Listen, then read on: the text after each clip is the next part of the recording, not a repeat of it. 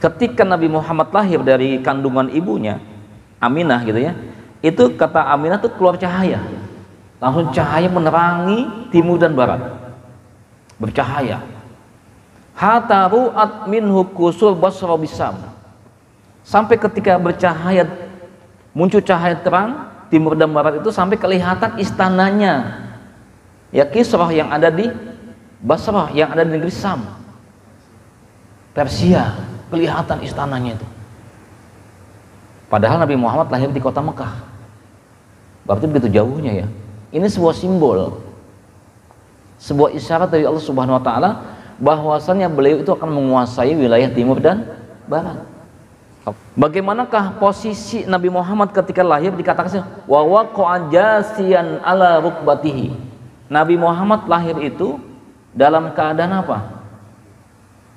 Ya. Jasiyan ala rukbatihi mu'tamidan ala yadayhi rafi'an ra'suhu ila samai. Jadi Nabi Muhammad tuh begitu keluar, dilahirkan oleh ibunya itu, kedudukannya apa, posisinya enggak tidur begitu, enggak ya, dia ini menyandarkan tubuhnya dengan kedua lututnya. Iya, jadi posisi, jadi ketika memang yang keluar kepala duluan ya, bukan kaki duluan. Kalau kaki duluan nyungsang gitu kan, nyangkut gitu kan, tetap kepala duluan, tapi begitu jatuh ke bumi langsung plek, tahan dengan lututnya tuh, dan kemudian tangannya itu langsung menahan ke bumi, kedua tangannya gitu ya. Setelah itu kepalanya ke atas. Nah, subhanallah nih, itu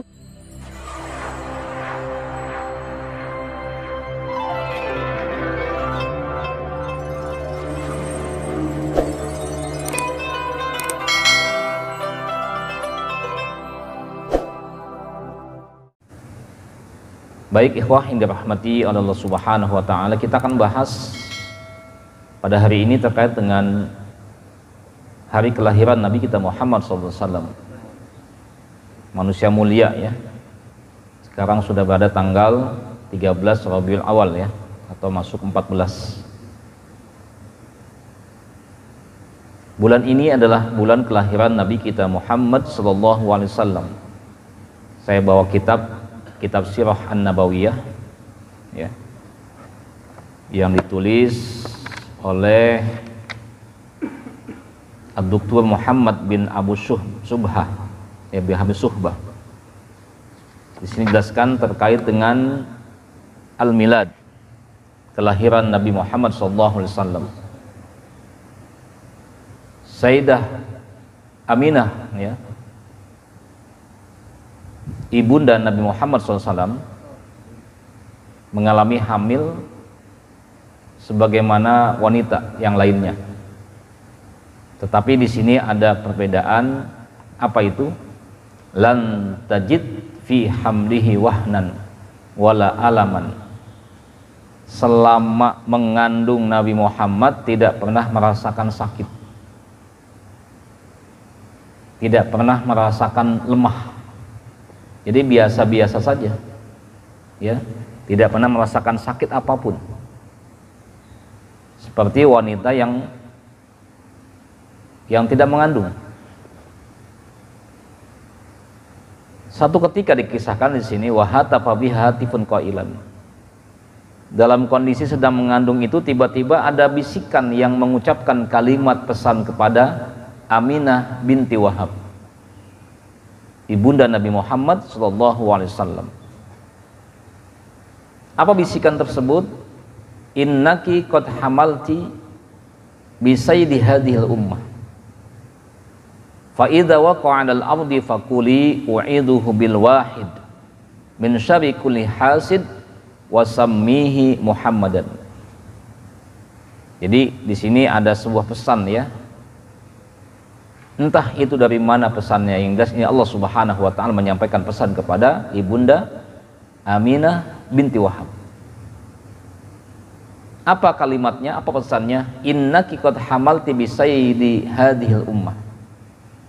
Sesungguhnya engkau sekarang ini sedang mengandung seorang pemimpin umat ini. gitu ya. Fa idza waqa'a 'alal ardi faquli, dan apabila telah lahir ke dunia, ke bumi, maka ucapkanlah doa. Apa doanya? U'idzuhu bil wahid, aku memohon perlindungan kepada zat yang satu, al-wahid, yaitu Allah Subhanahu wa taala, min syarri kulli hasid, dari kejahatan setiap yang hasid, yang pendengki. Ini doa ya yang diajarkan ya oleh bisikan tadi kepada Aminah binti Wahab, ibunda Nabi Muhammad SAW.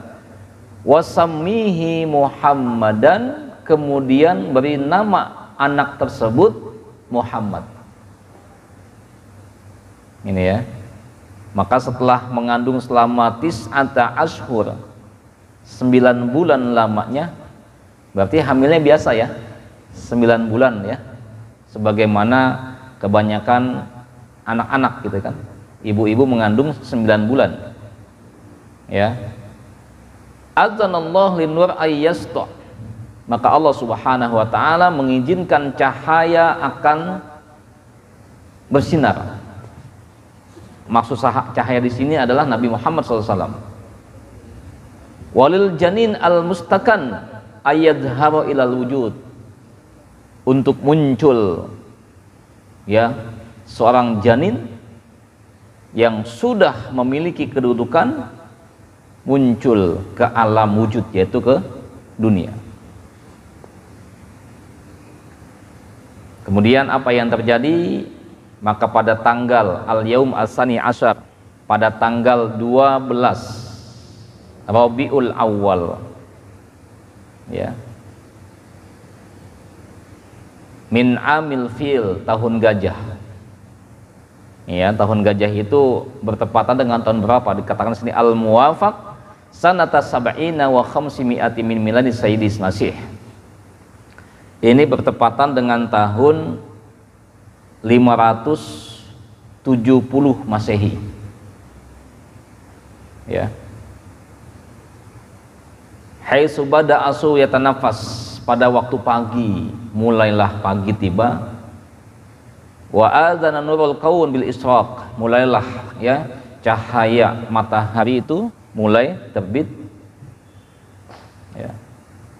Maka disinilah mulai pemimpin dari anak Adam alaihissalatu wassalam, manusia yang paling mulia di antara makhluk-makhluk Allah yang lainnya, yaitu Nabi kita Muhammad sallallahu alaihi wasallam dilahirkan. Ya, Amul Fil ya, kita tahu kisah ya, sebutnya Amul Fil itu tahun gajah ya, atau bertepatan dengan tahun 570 Masehi. Jadi kalau 570 Masehi, kita berada sekarang tahun 2024. Ya, dihitung saja tuh berapa abad lamanya tuh. Ya, 15 abad nih ya, hampir ya. Ketika Sayyidah Aminah binti Wahab sudah melahirkan Nabi kita Muhammad SAW, tiba-tiba apa? Ya, ketika kisahnya gini. Jadi ketika Nabi Muhammad SAW dilahirkan oleh ibunya, ya, jadi beriringan dengan keluarnya Nabi Muhammad itu keluar cahaya, gitu ya. Jadi saya nggak paham juga nih. Saya pernah nonton film Krishna kecil ya. Nah, itu tahu ya antum ya. Meskipun filmnya itu apa namanya, animasi gitu. Ternyata apa? Di dalam film itu digambarkan kelahiran Krishna itu persis seperti kelahiran Nabi Muhammad SAW. Saya nggak paham nih. Saya punya keyakinan mereka lah yang mengadopsinya gitu ya. Mereka yang mengadopsi apa yang diyakini oleh mereka, dan mereka pun ya merubahnya gitu. Jadi sebenarnya dalam kisah ini dijelaskan dalam kitab ini, ketika Nabi Muhammad lahir dari kandungan ibunya Aminah gitu ya, itu kata Aminah tuh keluar cahaya, langsung cahaya menerangi timur dan barat, bercahaya. hatta ru'at minhu kusur Basra bisam, sampai ketika bercahaya, muncul cahaya terang timur dan barat itu, sampai kelihatan istananya ya Kisrah yang ada di Basrah, yang ada di negeri Sam, Persia, kelihatan istananya itu. Padahal Nabi Muhammad lahir di kota Mekah. Berarti begitu jauhnya ya. Ini sebuah simbol, sebuah isyarat dari Allah Subhanahu wa taala bahwasannya beliau itu akan menguasai wilayah timur dan barat. Waktu itu kan ada blok timur dan blok barat ya. Itu ya. Kalau blok timur itu dikuasai oleh tadi apa namanya Persia gitu kan. Ya. Kemudian kalau blok barat itu oleh Romawi. Yang sekarang ada di mana tuh? Vatikan ya. Itu jadi ada blok barat, blok timur nih. Ya, Persia dengan Romawi. Kalau Persia kan adanya di mana? Di Asia ya, Syria itu ya. Iran, maaf, Persia bukan Syria, Iran. Ya. Kalau Sam di sini bukan Persia sebenarnya, Sam itu adalah Syria. Negeri Sam itu Syria. Ada yang mengatakan Sam itu mencakup Palestina, ya, Damaskus, Syria. Kemudian di sini disebut Basra. Basra itu ada di Baghdad. Berarti ini wilayah timur nih. Ya. Wilayah timur nih.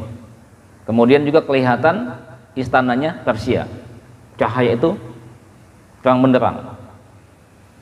Bagaimanakah posisi Nabi Muhammad ketika lahir? Dikatakan wa waqa'a jasiyan ala rukbatihi.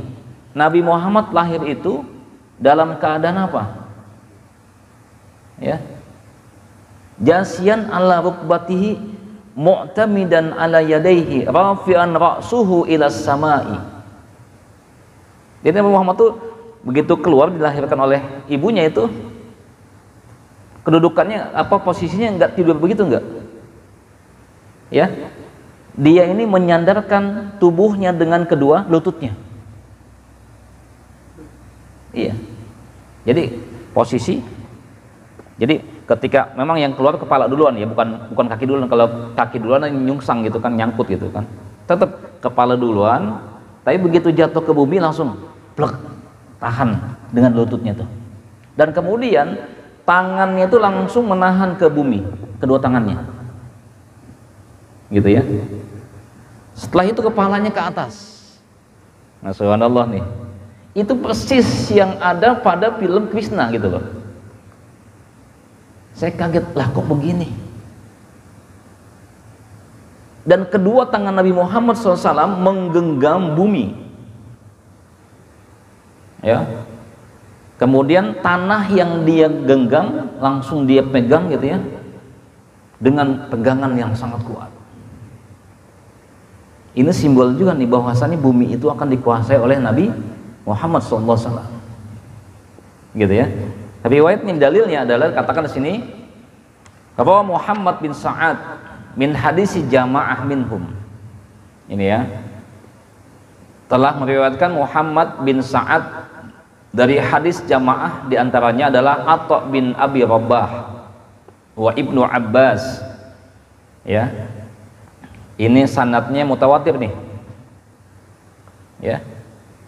Anna Aminata binti Wahbin, sesungguhnya Aminah binti Wahab, ibunda Nabi Muhammad SAW, berkata, lama fasala minni ta'ni an-nabiyyu, ketika sudah keluar dariku, maksudnya sudah keluar dariku setelah aku lahirkan gitu ya, dan Nabi Muhammad misah dari tubuhku gitu ya, kharaja ma'ahu nurun, keluar daripada tubuh Nabi Muhammad cahaya, adha'a lahu ma bainal masyriqi wal maghribi, yang cahayanya itu menerangi timur dan barat.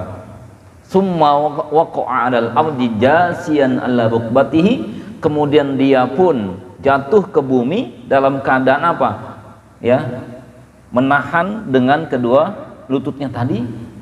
Mu'tamidan 'ala yadaihi, menahan tangannya dengan kedua tangannya, jadi posisi gitu ya. Gitu ya. Kemudian summa akhadha qabdatan minat turabi, kemudian kedua tangannya mengambil dengan beberapa genggam itu, genggaman tanahnya, tangan dengan tangannya, ya.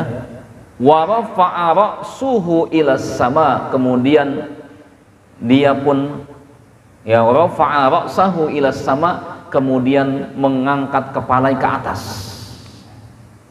Ini, ya. Jadi subhanallah nih. Kalau anak-anak biasa nggak begitu kan? Nggak ada tangisan. Beda dengan kita ya. Artinya Nabi Muhammad SAW itu dalam usia 0 tahun itu sudah sehat gitu. Emang sejak lahir sehat gitu ya, nggak pernah sakit gitu ya. Ibunya pun sehat gitu ya. Sampai ketika dilahirkan pun dalam kondisi sehat. Ya. Jadi nggak butuh tangisan. Nabi Muhammad ketika dilahirkan nggak nangis. Kalau yang biasa kan kalau nggak nangis bahaya. Ya, kalau kita punya anak atau antum nih, istri antum mau melahirkan, atau ada yang masih jomblo sih masih. Nah, ini ilmu ya, ilmu buat yang masih jomblo nih. Nanti kalau istri kita melahirkan gitu ya. Jadi ketika melahirkan itu anak kita menangis, wah wah wah gitu, itu tandanya kebaikan, bagus. Bagus itu. Itu tangisan yang ditunggu oleh orang tuanya. Karena saya punya pengalaman. Ketika istri saya melahirkan anak yang kedua, itu tali plasentanya itu nyangkut di lehernya. Ari-arinya nyangkut di lehernya. Sehingga masuk ke rumah sakit itu pukul 10 malam ya. Sampai 10 pagi itu tidak bisa melakukan pembukaan satu. Tapi istri saya merasakan ini sudah mau keluar gitu, cuman tertahan apa ini gitu kan. Dari malam sampai pagi itu dokter selalu melakukan apa? Rekam jantung, sampai 4 kali rekam jantung ke anak saya itu. Ya, sampai rekaman yang keempat dokter mengatakan kepada saya jam 9 pagi, Pak, ya dok, ada apa? Begini, ini dari semalam sudah kita lakukan rekam jantung. Ternyata sampai jam 9 ini makin melemah jantungnya, sampai tidak terdeteksi oleh kita. Saya khawatir kalau misalkan sampai menunggu pembukaan satu, apalagi sampai 9 gitu ya, khawatir nanti anak bapak dilahirkannya dalam keadaan tidak menangis. Ini adalah sebuah isyarat. Artinya apa? Anak itu dilahirkan dalam keadaan mati, meninggal dunia. Ya, saya tanya, kenapa dok? Ada apa gerangan? Kok bisa begitu? Setelah kita amati, gitu ya, melakukan USG itu ternyata kita lihat ada tali plasentanya itu menahan melingkar di leher anak bapak, sehingga nggak bisa keluar itu. Lalu bagaimana solusinya dok? Ya terpaksa kami akan melakukan sesar gitu kan. Lalu saya bilang, udah dok, saya serahkan semuanya bismillah kepada dokter. Coba bapak hubungi dulu bagian administrasi gitu kan ya. Nah, gitu pergi satu. Kalau bapak sudah sepakat, setuju, oke, kita jalankan. Ya. Saya bagian administrasi nanya sekian juta. Waktu itu kalau nggak salah 10 jutaan ya, 10 juta lebih lah. Nah, ketika itu apa yang terjadi? Ya. Bagian administrasi bilang, bapak harus membayar dulu yang 10 juta ini baru akan bertindakan. Dokter itu, dokter kandungan ini ya, masih menunggu di ruang rawat itu. Ya. Kemudian setelah saya ke bagian admin, kembali kepada dokter itu, dok, biaya sekian, gimana bapak sepakat? Oke, saya bilang gitu kan. Tapi gimana dok, saya izin dulu, saya mau ngambil uang ke rumah. Karena bagian admin minta juga hari ini dibayarnya gitu kan. Langsung dokter dari ruangan rawat inap itu langsung ngebel ke bagian admin. Kamu gimana sih, ngomel-ngomel tuh. Kamu gimana sih? Masalah uang belakangan, ini masalah nyawa, gitu ke dokter itu. Tindakan sekarang juga dilakukan. Kalau nunggu bapaknya pulang ngambil uang baru dibayarkan, setelah itu ditindak, saya nggak jamin apakah nyawa anak bapak ini akan selamat. Kamu mau tanggung jawab nggak? Itu ngomel-ngomel ke bagian administrasi itu, dokter itu. Bagian adminnya, baik dok. Akhirnya apa? Ya, dengan ketegasan dokter itu dilakukanlah tindakan operasi ketika itu juga, dan alhamdulillah jam 1:30 siang selesai. Itu ya, subhanallah. Ini adalah sebuah peristiwa manusia biasa dilahirkan, tapi beda dengan Nabi kita Muhammad SAW. Nabi Muhammad ketika hamil ibunya saja ya, Aminah itu tidak merasakan sakit apa-apa. Tidak ada yang namanya ngidam, nggak ada ngidam. Ya istri antum yang sudah punya istri nih, yang ngidam nggak waktu itu, ngalamin ngidam nggak? Alhamdulillah ya, ada yang ngidam. Ya, istri saya kan lahir di Mesir nih, istri saya di Kairo gitu kan. Saya khawatir nanti kalau ngidamnya pengen ketemu ontak gimana, repot gitu kan. Ya kan, susah juga nih, atau pengen makanan sana gitu kan, repot juga gitu kan ya. Alhamdulillah nggak ngidam gitu kan ya, gitu kan. Ya. Nah, tapi Nabi Muhammad tidak itu. Ya, Bunda Aminah nggak mengalami kesulitan ketika mengandung Nabi kita Muhammad SAW sampai melahirkannya pun. Di sini tidak ada bantuan loh, tidak ada bidan, tidak ada yang membantunya, mudah saja gitu loh. Melahirkan pun tidak merasakan sakit, nggak ada memejan segala macam itu, teriakan nggak ada. Tiba-tiba melahirkan aja. Coba subhanallah ya, enak banget gitu ya, punya anak kayak begini enak nih ya. Lagi mengandungnya nggak sakit, melahirkannya nggak sakit. Nah ini subhanallah ya. Baik ikhwah ini rahmati oleh Allah Subhanahu wa taala. Ya ini ya. Kemudian dijelaskan terkait dengan tempat kelahiran Nabi Muhammad SAW. Nabi Muhammad tentu kita paham beliau lahir di Mekah ya. Tetapi di sini lebih mendetail lagi.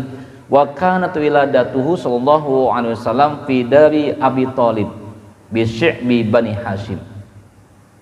Wa kanat qabilatuhu Asy-Syifa Ummu Abdurrahman bin Auf. Ya. Di sini ya. Tempat kelahirannya itu di rumahnya siapa? Abu Thalib. Ya, Abu Thalib ini siapa ini? Paman Nabi Muhammad SAW di salah satu sisi ya, sisi daripada Bani Hashim. Gitu ya. Wa kanat qablathu Asy-Syifa Ummu Abdurrahman. Maka ketika Nabi Muhammad SAW dilahirkan, ini yang menemani ya Aminah binti Abi Wahab ya, bunda Nabi Muhammad SAW adalah ibunda daripada Abdurrahman bin Auf. Ya, ini Ummu Syifa ya. Ya. Baterainya mau sekali enggak? Ummu Syifa ini adalah ibu daripada Abdurrahman bin Auf, yang kelak Abdurrahman bin Auf pun akan menjadi sahabat Nabi Muhammad SAW. Gitu ya. Nah, dalam sebuah riwayat dikatakan bahwasanya Nabi Muhammad SAW dilahirkan dalam keadaan masruron, bergembira, makhtunan, dalam keadaan sudah dikhitan. Maka saya katakan tadi ya, Nabi Muhammad dilahirkan bukan dalam keadaan nangis. Tidak nangis dia, masruron, bergembira, senang, gitu ya, tersenyum gitu ya. Subhanallah ya. Mungkin kalau ada yang kayak gitu lahir zaman sekarang mungkin aneh.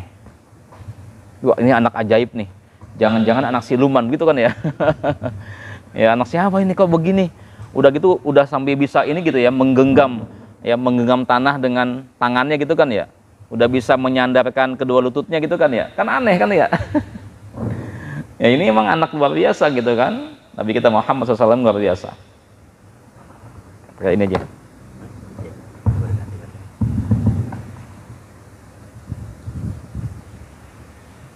Dalilnya adalah sebagaimana Nabi kita Muhammad SAW bersabda, apa kata beliau? Ya, ini hadis riwayat dari Ibnu Asakir. Ya, min karamati alayya rabbi, ya, min karamati alayya rabbi, di antara kemuliaan yang Allah berikan kepadaku adalah apa? Anni waladtu makhtunan, aku dilahirkan dalam keadaan sudah dikhitan. Ya, walam yaro ahadun siwaya gitu ya, tidak ada seorang pun yang melihat seperti itu kecuali aku.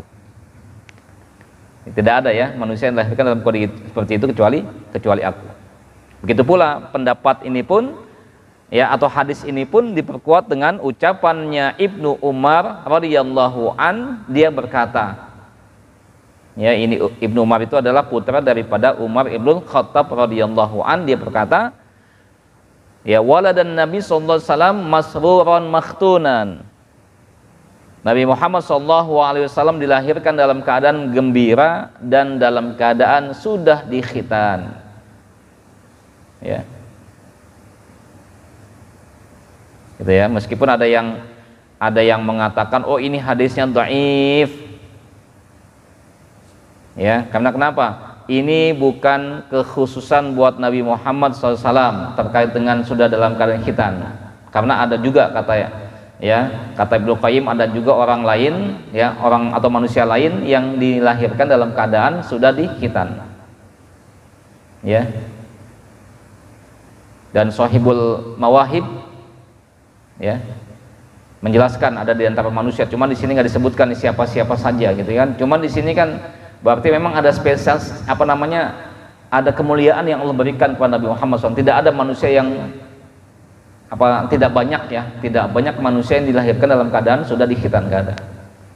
Meskipun ada mungkin itu dianggap anak aneh gitu kan ya. Tapi ini adalah kemuliaan. Jadi nggak usah berkhitan lagi gitu kan, nggak usah ada perayaan walimatul khitan, nggak usah gitu kan. Ini ya, subhanallah, ini jamaah yang dirahmati oleh Allah Subhanahu wa ta'ala.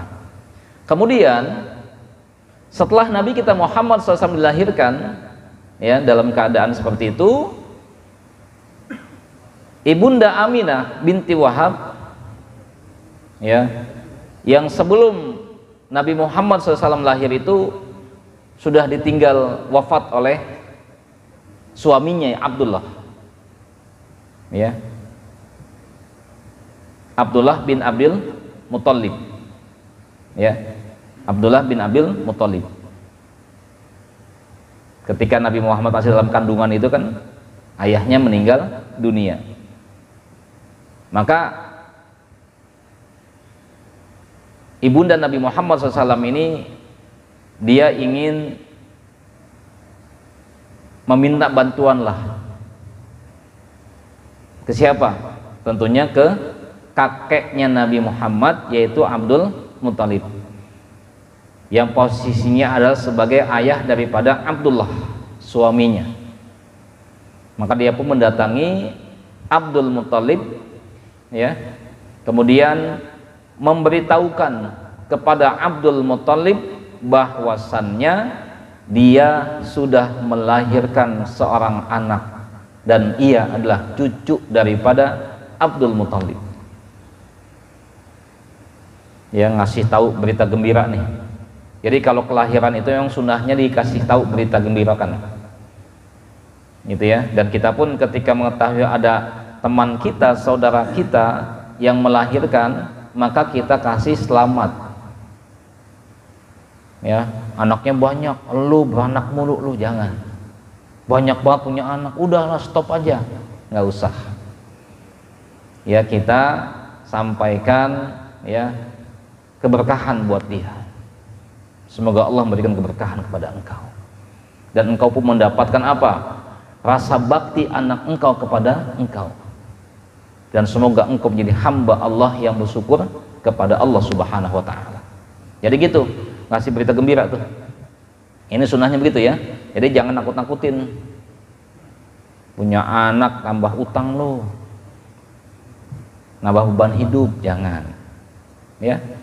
Nah di sini setelah dikasih tahu dengan berita gembira pamannya kakeknya Abdul Muthalib ini, ya, maka apa yang terjadi?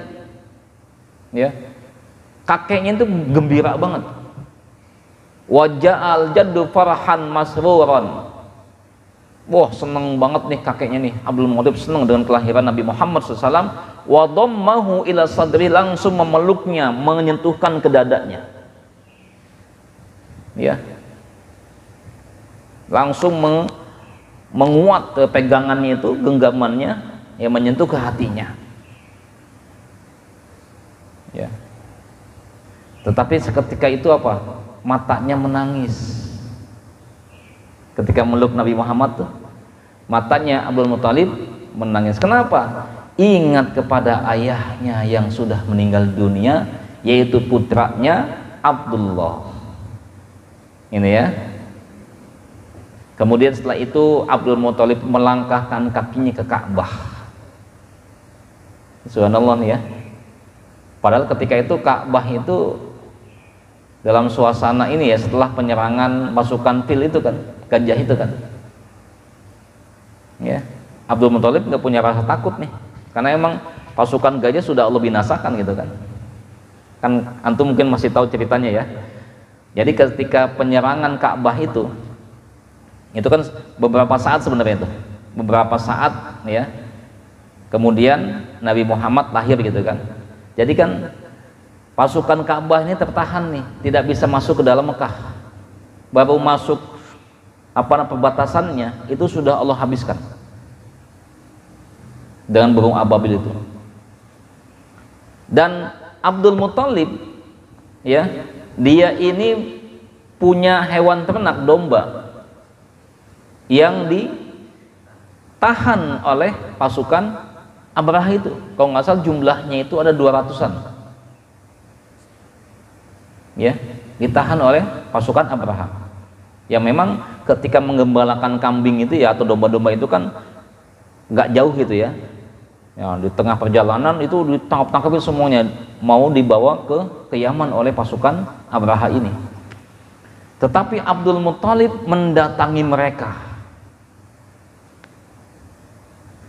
dan langsung menjumpai Abraha.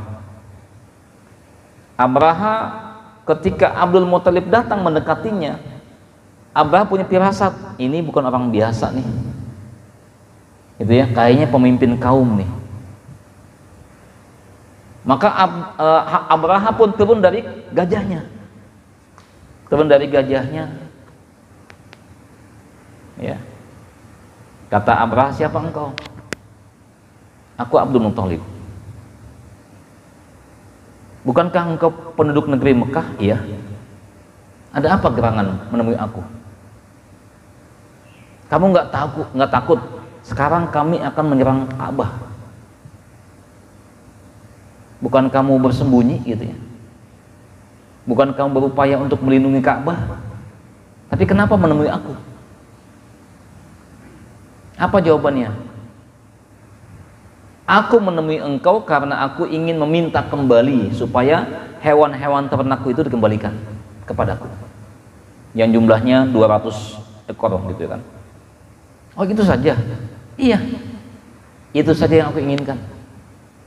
Lalu bagaimana Ka'bah? Ka'bah itu punya Allah, gitu ya. Ka'bah itu punya Allah Subhanahu wa ta'ala, dan Allah lah yang akan menjaganya. Nah, luar biasa tuh. Padahal Abdul Muthalib itu tidak berislam itu loh. Ya. Dia termasuk yang masuk ke dalam masa fatrah, kekosongan, masa-masa kenabian.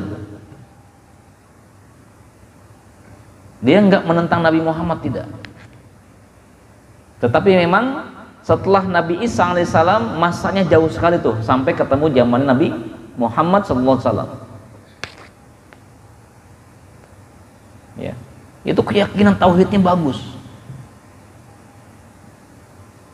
Maka dia serahkan semuanya terkait dengan Ka'bah kepada Allah Subhanahu wa taala. Akhirnya itu hewan ternak diserahkan kepada Banu Thalib. Tapi begitu pasukan makin melangkahkan ke depan gitu ya untuk mendekati Ka'bah atau Mekah, sudah Allah habiskan semuanya. Tapi yang belakangan mati siapa? Yang belakangan mati itu Abrahanya, sampai dia kembali ke Yaman dalam keadaan tubuhnya habis.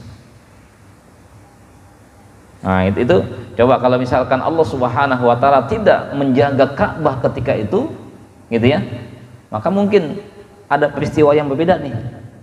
Saat itu Nabi Muhammad sedang dilahirkan, tentu kondisi Mekah itu nggak aman gitu kan.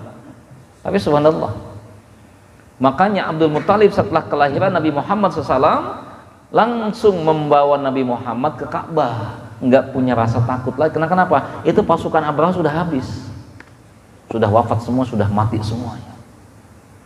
Nah di sanalah ya bersyukur pada Allah Subhanahu wa taala, faqama yadullah wa yaskuruhu ala ma'ana ma'alaihi wa a'ta. Ya. Langsung berdiri di depan Ka'bah dan memohon kepada Allah Subhanahu wa taala, bersyukur atas apa yang telah Allah berikan kepadanya, kenikmatan yang luar biasa. Lalu dikasih nama Muhammad. Jadi yang ngasih nama adalah kakeknya, tetapi pesan awalnya sampai kepada ibunya. Ibunya belum ngasih nama, belum, tapi ada pesan di telinga ibunya bahwasannya apa? Ya, kasih nama Muhammad. Jadi nyambung ya, ibu dengan kakek itu ya, nggak salah gitu loh. Kalau kita kan beda ya, kadang bapak si anak pengen namanya ini, kakek jangan, nama jangan itu. Ya, pengennya namanya Mulyono misalkan gitu ya.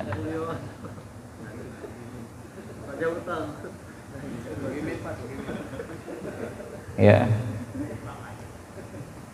itu kakeknya pengen nama Mulyono, bapaknya pengen namanya Joko misalkan.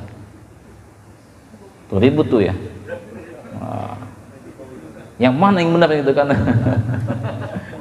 Kan ini ya, kalau zaman sekarang kan begitu ya. Contoh saya aja kan misalkan, bapak saya ngasih nama saya Ahmad Firmansyah, tapi kakek saya namanya ngasih nama Imansyah. Maaf, kebalik, kakek saya ngasih nama Ahmad Firmansyah, bapak saya namanya ngasih Imansyah. Ya, ketika nama Imansyah muncul di akte, kakek saya ngambek marah dia. Apaan, katanya, ganti namanya. Kan nama yang saya kasih itu Ahmad Firmansyah, bukan Imansyah, ganti nih aktenya. Zaman dahulu masih gampang tuh. Ya. Nggak kayak zaman sekarang ya. Ya. Kan gitu. Ganti nama. Itu ya, kakek dengan bapak beda. Kalau ini subhanallah nih, ibu kandung dengan kakeknya itu sama. Ini artinya apa? Ini adalah wahyu dari Allah SWT langsung. Ngasih nama saja sudah mendapatkan apa? Petunjuk dari Allah. Nggak sembarangan. Makanya sebuah pesan buat kita nih, ya, Nabi kita Muhammad SAW berkata, ya, hakul walid ala walidihi salasun. Di antaranya apa? Hak seorang, ya, kewajiban orang tua kepada anaknya itu 3. Yang pertama apa? Ya, yang pertama adalah ayyusammiyahu, ngasih nama ahsanal asma, dengan nama yang baik. Nama yang baik yang bagaimana? Pertama, ya, nama yang baik adalah nama-nama para nabi. Yang kedua adalah nama yang disandarkan kepada nama Allah. Yang ketiga apa? Nama orang-orang soleh, gitu ya. Jangan nama pemain bola, jangan. Oh, siapa nih yang terkenal nih? Ronaldo, Lionel Messi. Ngasih nama kayak begitu, jangan. Ya tafaulan. Tafaulan itu apa? Kita pengen anak kita kayak si fulan nih yang soleh. Jadi misalkan ada ulama besar namanya Syekh Mutawalli As-Sa'rawi. Siapa nama anaknya? Oh, saya pengen ngasih nama anak saya Mutawalli As-Sa'rawi. Boleh. Abdul Qadir Jailani, boleh. Gitu ya. Siapa namanya? Maulana Syahid misalkan. Boleh itu. Itu namanya tafaulan ya. Tafaulan dengan orang-orang soleh supaya anak kita seperti orang soleh itu. Kalau sandarkan dengan nama Allah misalkan Abdurrahman, Abdullah gitu ya, Abdul Majid, Abdul Wahab, Abdul Khaliq. Tapi jangan Khaliq sendirian, jangan. Siapa namanya Khaliq? Pencipta. Wah, hebat banget. Harus ada Abdulnya ya, hamba sang pencipta. Pertama itu ngasih nama yang bagus ya. Termasuk namanya Muhammad, Ahmad. Kalau yang perempuan apa? Ya, Hamidah, Mahmudah. Ya. Kalau Siti itu sebenarnya Siti itu artinya apa? Wanita. Siti ya, Siti Aisyah. Itu harusnya bukan nama itu. Ya, itu sesuai yang labelkan pada wanita. Semua wanita sebutnya Siti. Ya Siti gitu kan, di Arab begitu tuh. Kalau panggil wanita Siti ya Siti. Kalau kita neng gitu ya, ndok gitu. Orang Jawa tuh ya, itu Siti. Ya kalau bisa misalkan Siti Hamidah ya Hamidah saja namanya, gitu. Tapi nggak apa-apa sih kalau udah jadi tradisi nggak ada masalah. Yang kedua adalah apa? Ayu alimuhul kitabah, mengajarkan baca tulis. Nah, terkait pendidikan nih. Jadi kewajiban orang tua ya mengajarkan baca tulis, maka harus menyekolahkan anak-anaknya. Dan yang ketiga adalah ayyuzawijuhu idza balagha, menikahkannya jika sudah usia dewasa. Ya. Jadi kebetulan saya di Kabupaten Bekasi punya yang namanya Biro Jodoh. Iya. Biro jodohnya namanya Bina Cinta Keluarga Sakinah. Iya. Boleh ya, kalau ada yang masih jomblo gitu kan, boleh tuh. Kita akan mempertemukan orang soleh dengan orang solehah. Gitu. Itu ta'aruf, nanti kita fasilitasi ya. Boleh. Insya Allah. Ya data-data antum dirahasiakan insya Allah, tidak akan dibuka. Jadi hanya cukup untuk kepentingan pernikahan saja. Sampai ta'aruf kita bantu nanti, gitu ya. Kita ta'aruf misalkan, ini bebet bobotnya bagus, yang laki-lakinya soleh, perempuannya solehah gitu kan, udah cocok nih. Tinggal nanti kita pertemukan kedua orang tuanya, gitu ya. Pihak wali laki-laki dan perempuan, ya kita bantu untuk penentuan harinya, silakan nanti kapan, gitu. Ya, bukan kayak yang acara di televisi, bukan ya. Kan ada acara di televisi apa? Teknik out, nah itu nggak bagus itu. Itu mah acara buat ngedet gitu mah, buat kencan, betul ya. Nah, itu perzinahan kayak gitu mah. Settingan semua, masa laki-lakinya ganteng-ganteng, perempuannya cantik-cantik, masa ngejomblo semua, nggak mungkin kayaknya tuh. Ya itu ya. Baik, ikhwah yang dirahmati Allah Subhanahu wa taala, ini mungkin ya kalau kita bicara tentang Nabi Muhammad panjang lah. Ya antum baca maulid aja bisa 1 jaman tuh. Maulid berjanji ya. Maulid tiba itu bisa 1 jaman tuh, cuman karena pakai hadrah, pakai marawis, jadi nggak kerasa gitu kan. Ya kalau antum baca sendiri gitu, ya lama. Baik, itu saja mungkin yang bisa kita bahas pada sore hari ini. Mudah-mudahan bisa kita ambil ibrah pelajaran ini buat kita semuanya. Ya, di mana sosok Nabi Muhammad adalah sosok yang mulia. Sejak dilahirkan itu tidak memberikan kesulitan, kepayahan kepada ibu kandungnya. Gitu. Wallahu a'lam bishawab. Wassalamualaikum warahmatullahi wabarakatuh. Terima kasih.